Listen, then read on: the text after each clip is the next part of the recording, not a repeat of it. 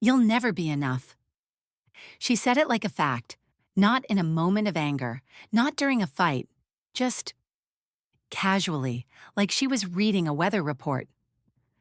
My mother stood beside the display cabinet, straightening the glass trophies lined up like soldiers, each engraved with my sister's name, Amelia Wren. Debate, Math League, National Science Olympiad, Public Speaking, a row of polished perfection. I was 17, sitting on the living room carpet in socks that didn't match, flipping through a scholarship pamphlet she hadn't asked to see. "You're not like her," she added, not even looking at me. "It's okay. Some kids are born to shine. Others just support." It wasn't the first time she said something like that, but it landed different, like it had weight, like the space I took up in the room was now officially too much. Then came the part that stung harder than the dismissal. "We need a good crowd for Amelia's award dinner next week. You'll clap, smile, and stay quiet in the back. Try not to wear those combat boots again, all right?" She didn't wait for a reply. She didn't need one. That was the dynamic. We didn't speak, we obeyed. I nodded, but something inside me shifted. Not enough to make a sound, but enough to make a crack. That night, I stared at my ceiling in the dark. My room was small, too small for ambition, too quiet for the noise inside my head. I watched headlights slice through the blinds and thought, what if I just didn't stay in the back? What if I entered a space where no one had to announce who I was, because they'd already know when I left? It didn't come from bitterness, not entirely.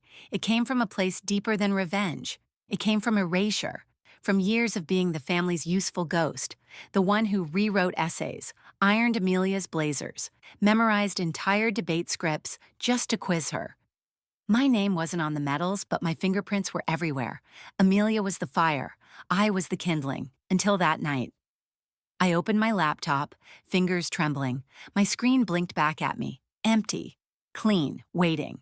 The global scholarship competition was buried 6 tabs deep on a forum I'd been lurking on for months, open to all ages 16 and up. A multi-round, high-pressure, multidisciplinary challenge. Not just academics, creativity, innovation, real-world applications. 5 stages, thousands of applicants, 1 winner, deadline in 12 hours. I didn't ask for permission. I didn't tell anyone.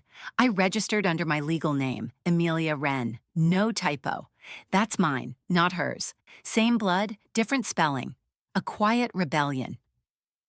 I hit submit on the first phase application at 2:14 a.m.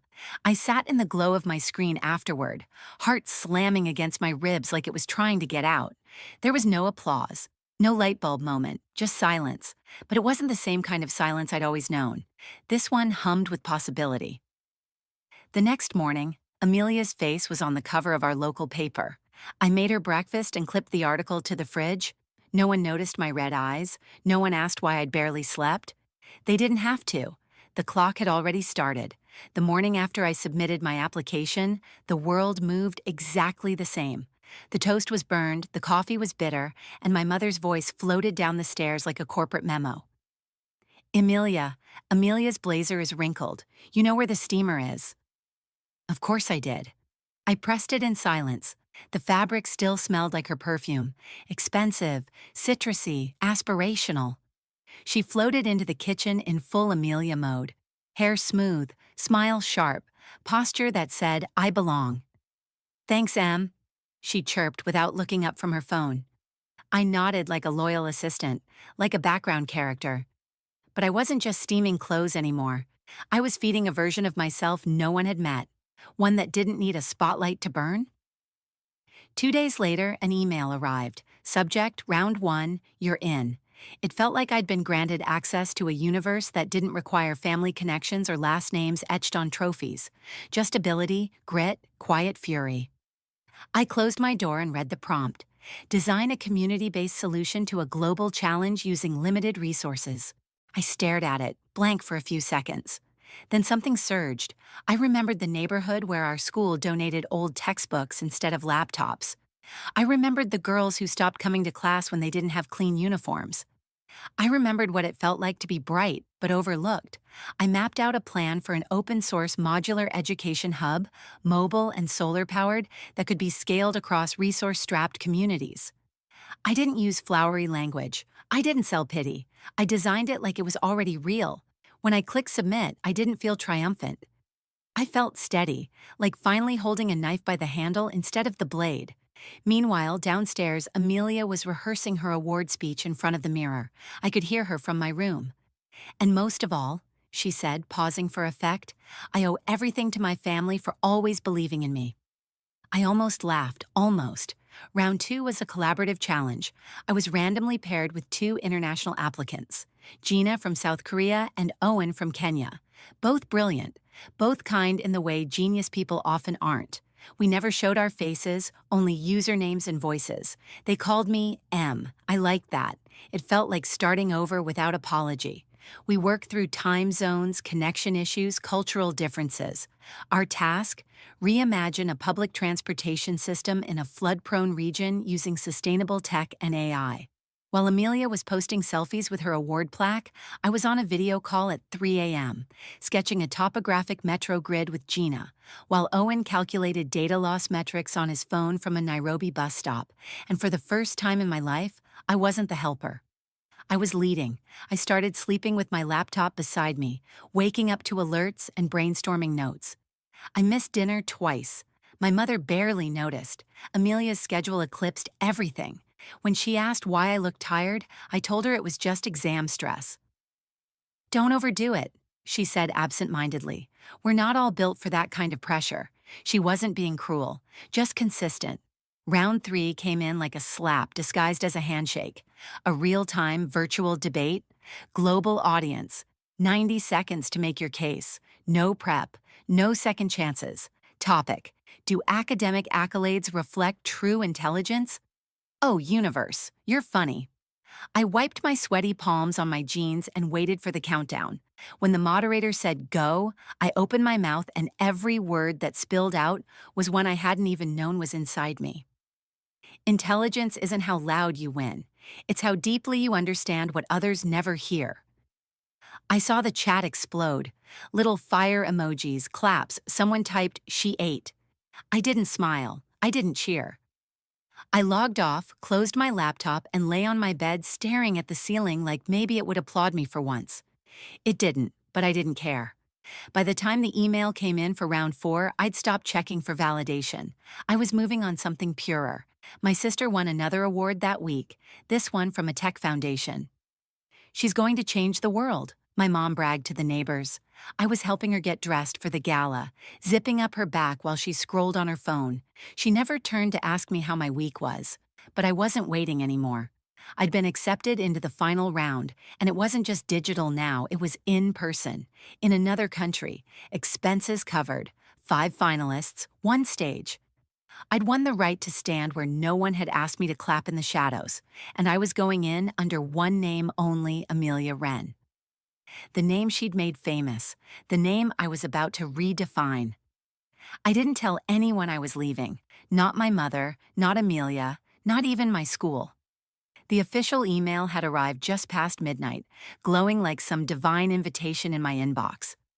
Congratulations, you are one of 5 global finalists. Your flight details and itinerary are below. I sat in the dark, my heart thudding, the kind of thud that wasn't panic. It was prophecy.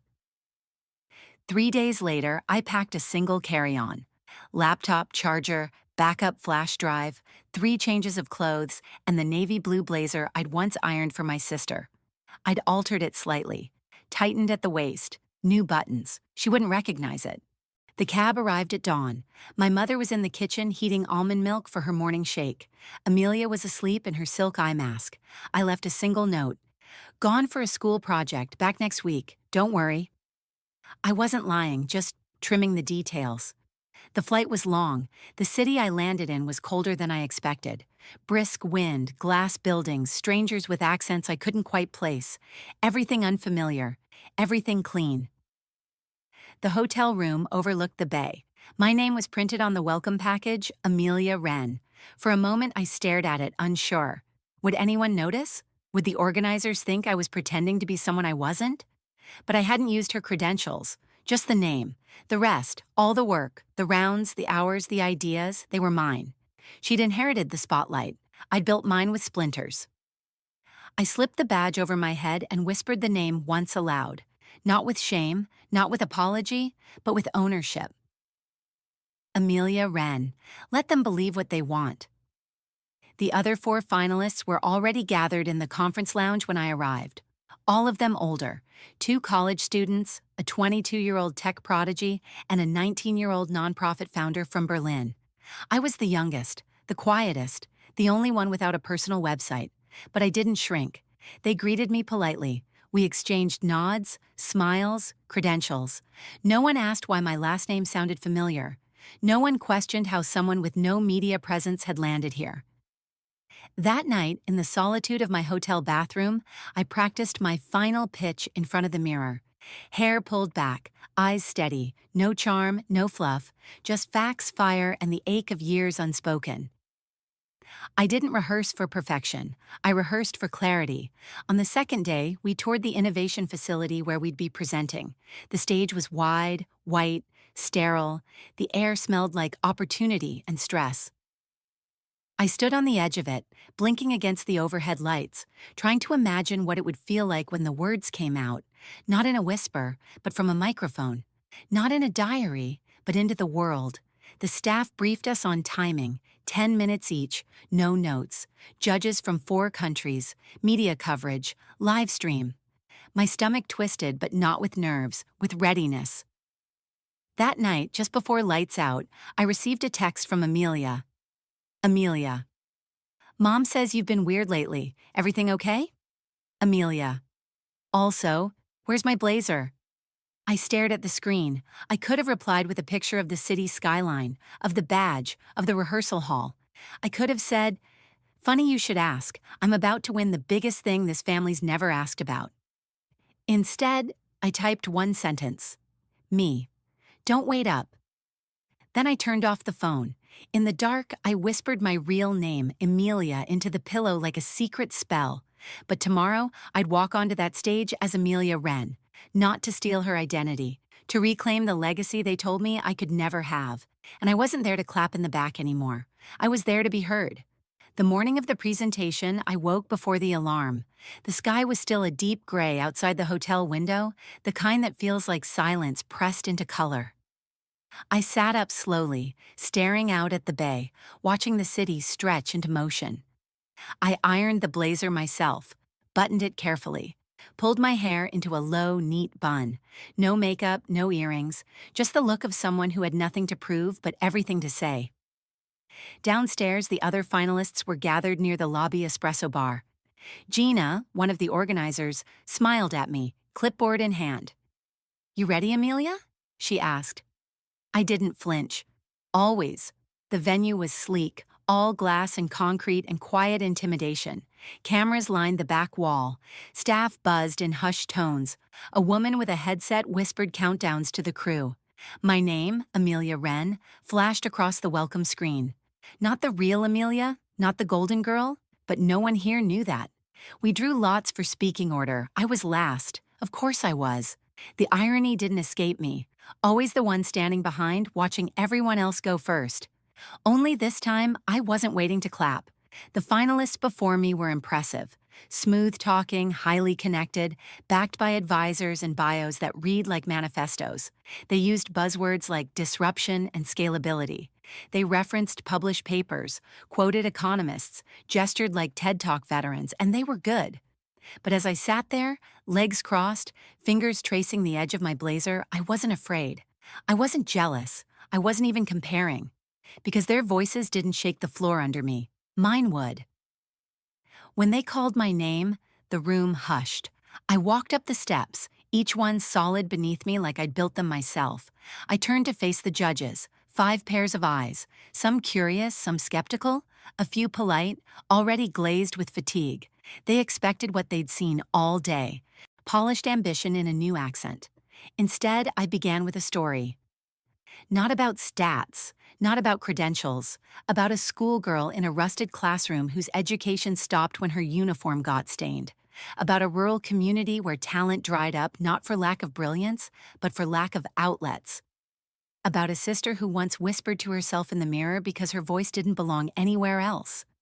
Then I showed them the model, not just concept, blueprints, specifications, implementation partners, prototype footage filmed on a borrowed tablet. I told them how I'd spent weeks translating open source materials, how I'd stayed up through storms with a portable light and 4 backup batteries, how 2 kids from my neighborhood were already learning with the test module, even if their names would never appear in this room. I ended with this. I was told some people were made to clap in the back, but clapping isn't the absence of ability, it's the presence of someone else's permission. And I stopped waiting for that. I didn't cry. I didn't raise my voice. I didn't need to. The silence afterward was dense. No immediate applause, just stillness, the kind that feels like impact. Then someone clapped, then another, until the whole room followed. I stepped down slowly. My hands were steady. My heart wasn't racing. I felt tall in a way I never had before. I passed the other finalists. They nodded respectfully, not like I'd fooled anyone, but like I'd earned it. Backstage, Gina met me with wide eyes. "That was unexpected," she said, half laughing. "You're not what I thought you'd be." "I get that a lot," I said. She checked something on her tablet. "Judges will decide by tomorrow. You'll get an invitation to the closing gala tonight. Nothing formal. Just networking, photos, press. You good with that?" I nodded, but something inside me twisted. Not because I was scared of being found out, but because I wasn't hiding anymore. The real Amelia Wren was probably at brunch with influencers by now, posting filtered stories about her blessed journey. And me? I had just stood where no one had ever invited me, and I hadn't asked for a seat.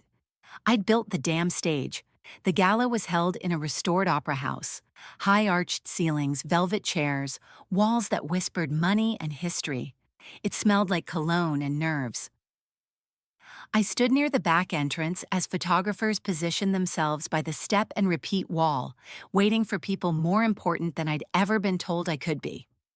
I wore a simple black dress, not a designer label, not couture, just clean lines, dark fabric, and quiet defiance. My badge still read Amelia Wren, but for the first time, it didn't feel like a costume. It felt like a challenge. The room filled fast. Finalists mingled with donors, organizers, journalists. I stayed near the edge of the crowd, sipping sparkling water, watching, listening. The girl who'd always been told to blend in had become a shadow by choice, silent but not invisible. Then a woman with a press badge approached me. Early 30s, sharp eyeliner, voice like radio static. "Amelia Wren?" she asked, flipping her recorder on. I nodded. "I caught your pitch earlier, unexpected, gutsy." She smirked. "You're not on LinkedIn, not much of a digital footprint at all, almost like you don't exist." Almost. I smiled faintly. Maybe I was waiting for the right moment to show up. She raised an eyebrow, intrigued. "And is this your moment?" "No," I said, looking around the room. "This is theirs. Mine happened when no one was watching."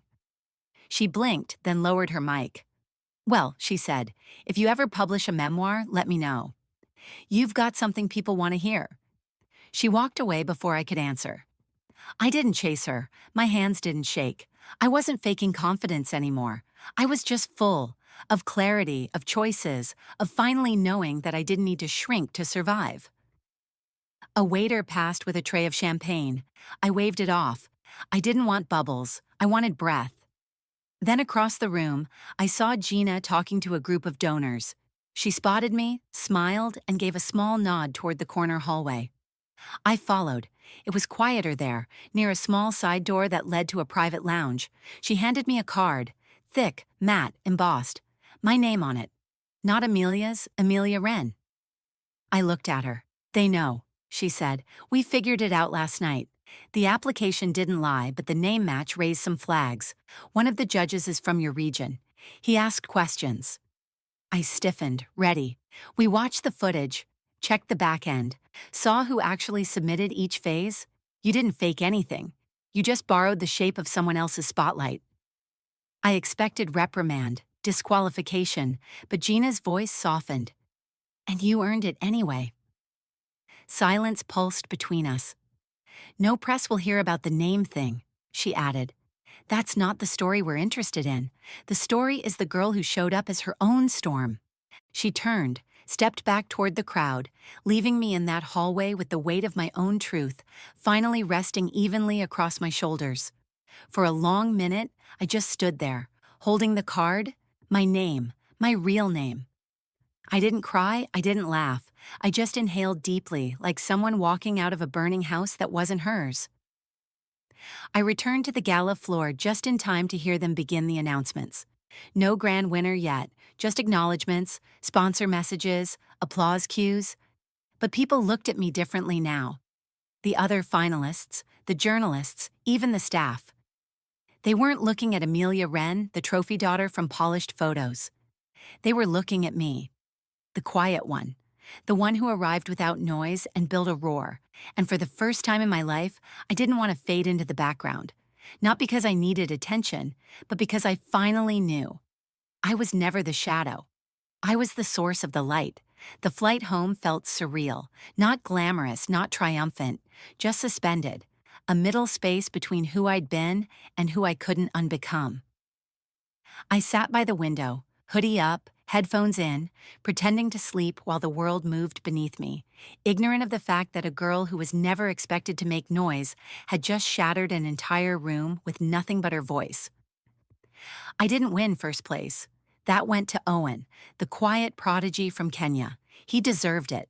He had vision, presence, and a way of making logic feel like poetry. When they called his name, I clapped like my palms were on fire. Not out of obligation, but because I knew exactly what it meant to finally be seen. I didn't need the trophy. What I needed, I'd already taken. I landed at the airport just after midnight. My phone had 27 unread messages. None from my mother, none from Amelia. There was one from the school guidance counselor, asking if everything was okay. She'd noticed my absences, and there was a photo from Gina, me on stage, mid-sentence, eyes focused, hands open like I was offering the world something they'd never seen. The caption read, "Sometimes history starts where applause ends." I stared at that picture for a long time, then I saved it. Not to post, not to show anyone, just to keep. Proof, not for them, for me. When I walked through the door at home, the hallway smelled like bleach and lavender, my mother's favorite post-cleaning blend. The kitchen light was on. A half-eaten fruit bowl sat on the counter. And there they were, Amelia and my mother, mid-laugh, scrolling through something on her phone. They looked up, briefly. My mother nodded once. Amelia said, "Hey," in the same tone you'd use for a neighbor's dog. No questions, no "where were you?" No "did something happen?" Just a vacuum of concern so perfect it might as well have been rehearsed. I dropped my bag by the stairs. "I was out of the country," I said. My mother blinked. "For school?" I nodded, not because I owed her the truth, but because I wanted to hear how little she'd say in return. She shrugged. "Well, we didn't see any emails or calls, so we assumed it was nothing big." Nothing big. Amelia added, "Did you use my blazer?" Her voice had a note of irritation, not curiosity. "Yes." She sighed. "It's stretched out now, just so you know." That was it. I didn't explain where I'd been. I didn't mention the pitch, the gala, the crowd, or the article being drafted by an international innovation digest. I just stood there, letting the weight of their smallness collapse under the volume of what they didn't know. And in that moment, I realized I'd been holding my breath around these women my whole life. Not anymore. I went upstairs, took a hot shower, and unpacked in silence. No parade, no welcome home, no fake curiosity. The next morning, I woke up early. The sunlight painted gold streaks across the floor. I brewed coffee, fed the dog, and opened my laptop. My inbox had new messages. One was from Gina. Subject, "Let's talk next steps." Another was from the Innovation Board's media team. They wanted to include a short write-up of my project in their quarterly brief. But the most surprising one? An automated email from Amelia's public profile. She'd tagged me. Accidentally, I assumed. The caption read, "Big things coming. Grateful for the people who inspire me in quiet ways." No name, no credit. Just vague enough to steal my thunder before I had the chance to tell my own story. I stared at that post, I didn't feel angry. I didn't feel betrayed. I just felt done. Because for the first time in my life, I wasn't waiting for her to make space. I was carving out my own, and I wasn't going to whisper anymore. 2 weeks passed. I didn't speak of the contest. Not to my mother, not to Amelia, not even to the few friends I still responded to out of habit. It wasn't secrecy. It was sovereignty. My story didn't belong to them anymore. Then one morning, I opened my inbox and found it. A link to the published article. 5 young innovators who are reshaping the future. There I was, third on the list. Name, Amelia Wren. Age, 17. Country, United States. Innovation, modular solar-powered education hubs for underserved communities. Quote. I didn't grow up in a place where people expected me to lead, so I stopped waiting for permission. My fingers hovered over the keyboard. I didn't share it immediately. I didn't crave the likes, the applause, the spotlight.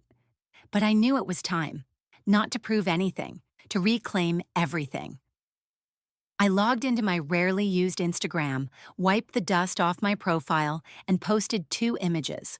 The first, a shot from the gala, me on the stage, mid-sentence, badge slightly tilted, eyes unwavering.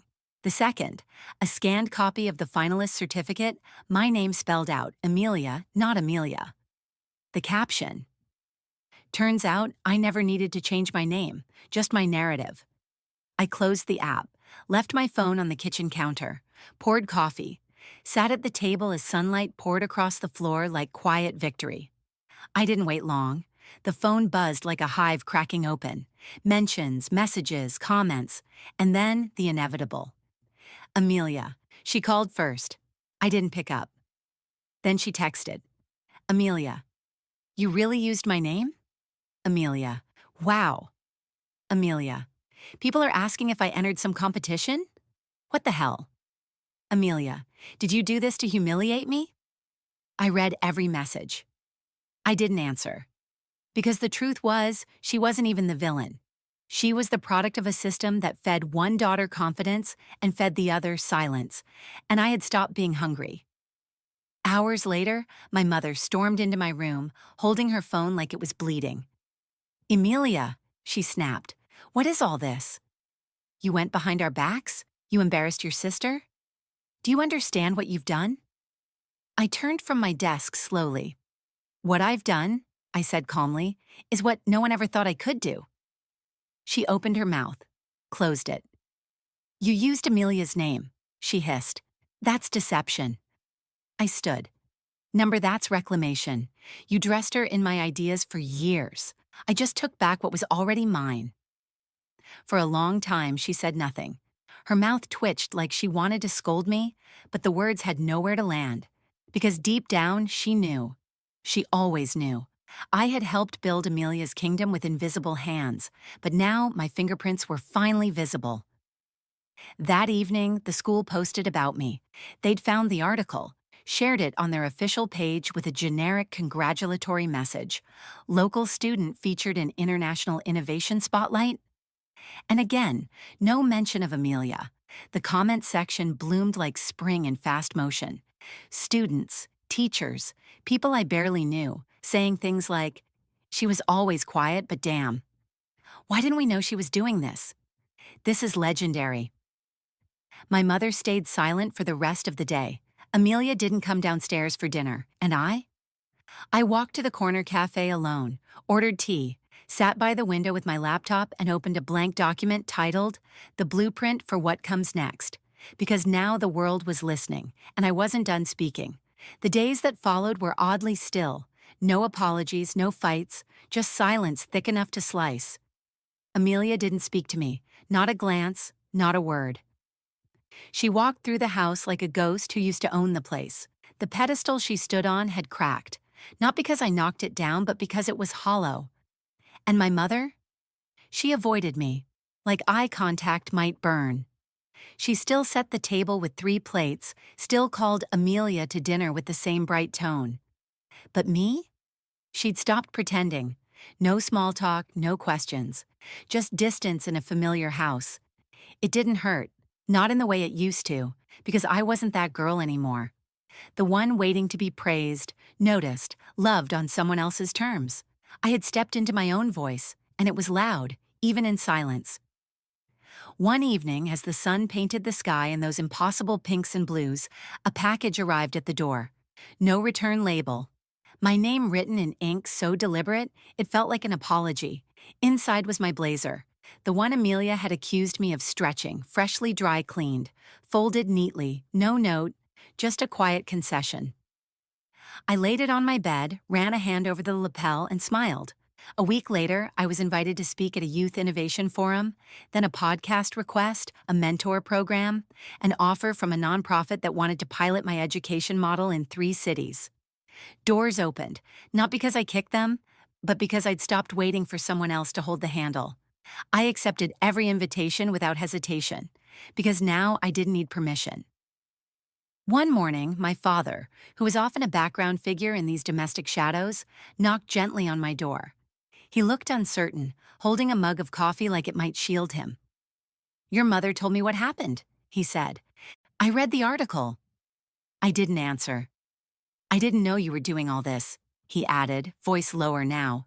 "You've made us think." United States. I nodded once, not with bitterness, but with peace. Thinking's a good start. He left quietly, that was enough. I graduated 3 months later, no grand party, just a few teachers hugging me longer than expected, a counselor tearing up when she handed me my diploma. Amelia didn't attend. She posted a throwback that day, filtered and flawless, captioned, "Once a queen, always a queen." Let her have it. That kingdom was too small for me now. I wore a white dress, not because I wanted to look soft, but because it made me feel clean, like a page turned, like a beginning, not an end. As I crossed the stage, the principal misread my name, called me Amelia Wren. A pause filled the air. I took the mic, just for a second. "It's Amelia," I said, clear, unshaken, real. The crowd clapped louder than expected. After the ceremony, I walked out into the golden air of evening and found Gina waiting near the gate. She hugged me, handed me a new badge. This time it read, "Amelia Wren, speaker, leader, innovator." I didn't cry. I just exhaled. At home, I packed a single suitcase. I'd been accepted into a university across the country. On merit, not name. I didn't leave a note this time. I didn't announce my departure.